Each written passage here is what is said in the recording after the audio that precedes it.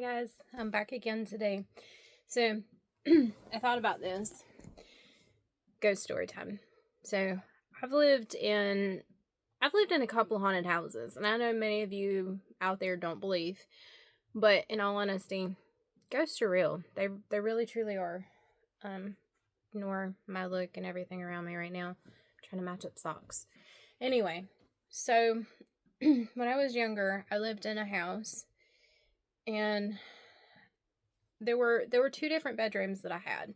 So for little backstory, 11 years, I was an only child, and then my brother was born. He's my half brother, but I don't love him any different. He's my brother regardless. So the first room I had was nothing but a blue room. Blue walls, blue carpeting, blue everything. Why that was, I don't know, but it was like that when we moved in. So anyway, in this house, there was all kinds of strange things that would happen. Like from I would hear noises. I remember going to my mom's room and having my stepdad come look under my bed because I would lay in bed and it literally felt like somebody was pushing up my mattress. I mean, like literally pushing it up. And I was probably like 5 or 6 years old at this point. So, he'd come look under my bed. There was nothing there. So I'd go back to sleep. So I kind of disregarded it, just as a weird thing. Well, the next thing was that, I would hear, and I'm sure that, when toys would lose their battery, like the batteries would die in toys, they would start randomly going off. Well, I had a wishbone stuffed animal where you could push various, like, certain little spots on its body. And for whatever reason, it would start going off and I would hear it and it would be in my closet. So it kind of scared me a little bit because, of course, then I didn't know the thing about the batteries. So I'm still not sure that was linked to anything. But I can remember being in this room, and I can remember, here's the doorway, and here was the foot of my bed right next to the doorway. And I kept hearing something, and I had music playing pretty loud, pretty sure I was listening to Madonna as a kid. But I would listen to the music, and it would be kind of loud, and I heard something. So I quickly ran over, turned off my little stereo thing, and went running on my bed. And I could hear the floor creaking. And I watched this blue carpet start to dent in as if somebody was walking on it. And as soon as the steps got to a certain point, I ran out of there. I was like, no, I'm done. That wouldn't be the only thing to happen in this house. And it's really creepy because, things didn't stop there. I ended up being in a different part of the house in the back room. And of course, there was, it could have been something in my closet touching me, but it was weird because I don't think there was anything around me. And just random things would happen, It wasn't a lot that I could notice right off the bat, but there were two instances that I remember the most. One, I was with my best friend. Her name's Kristen. And what's funny about this is this was back when you could rent VHS tapes from the video stores. And we had just watched Amityville Horror. Scary, right? I was terrified. But keeping this in mind, like, I love horror movies and things of that nature. And it was on a little, like, TV was probably no bigger than this. And it was one of those that had the VCR attached to it. So it was kind of cool, It was my first TV, everything like that. So I was thrilled. Well, we watched this movie, and then we go up the hallway into the living room and sitting there and stuff, and I was telling her about something. I had, like, a story that I had typed up on my computer. Well, to show my age, this is when we still were using floppy disks, so this is just before the end of the floppy disk era. So I had to go get it was the smaller ones that we had, and I went to, excuse me, I went to go and get it out of my room so I could show her. And right inside of my door was, sorry, I don't know what's wrong with me today.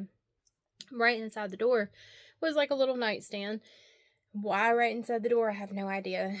But it was just before I was a teenager, so God only knows what I was thinking. Anyway, so I go to reach and grab this floppy disk off this little nightstand right inside the door, and damned if I don't get the shit scared out of me. I kid you not. So my bed is against this wall over here. So, like, okay, let's just say that this is my bed. And say that this is my comforter that's laying right here. Just draped over the bed, like anybody else's would be. I watched this thing go parallel to the fucking bed. I kid you not. Parallel to the bed. And I ran my ass out of there. I was fucking terrified.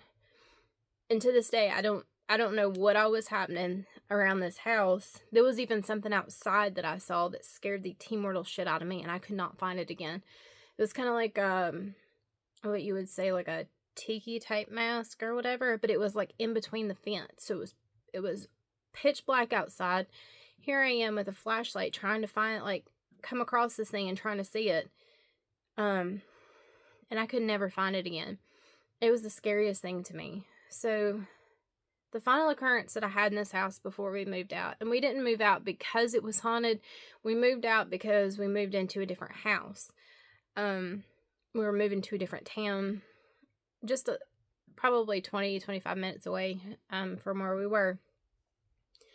But the craziest thing was, this was back when my dad was still alive, and forwarding, yeah, he's been gone for 15 years.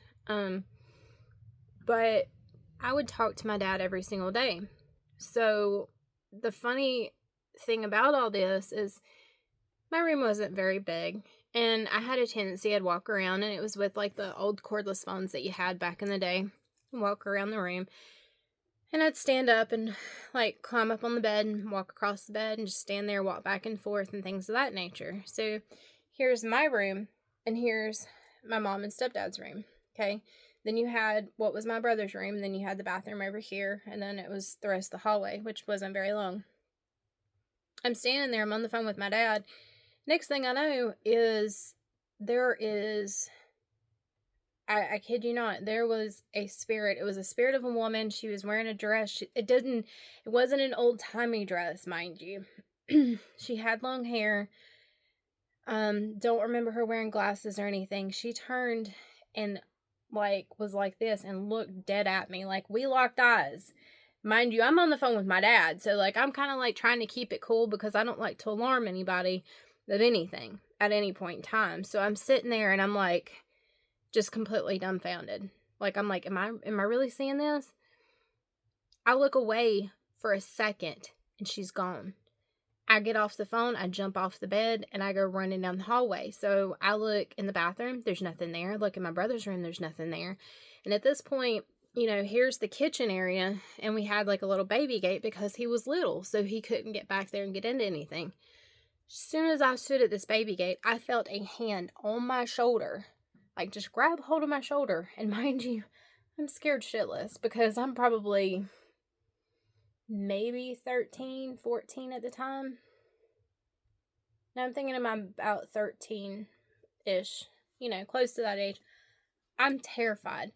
I jumped that little fence, that little baby gate, and I don't go back there for a while. That was the last occurrence that I had in that house. I can only imagine the stuff that I can't remember that actually did happen in that house. Because there was always just weird stuff that would happen.